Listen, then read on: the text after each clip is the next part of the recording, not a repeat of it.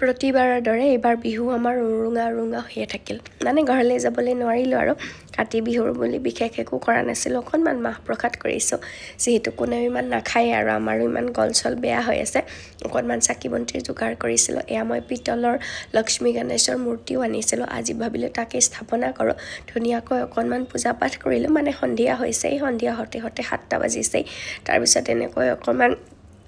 তুলসীৰ গুৰিটো চাকি দিলোঁ তুলসীৰ গুৰিত বাৰু সদায় চাকি দিয়া হয় তো আজিও এনেকৈ দিলোঁ অকণমান তাৰপিছত পিউক মাতি আছিলোঁ ধুনীয়াকৈ বোলো তুমিও আহা তাকো শিকাও আমাৰ কেনেকুৱা লাগে আগতে একদম সন্ধিয়া হোৱাৰ লগে লগে আমি খেতি পথাৰত চাকি জ্বলাবলৈ যাওঁ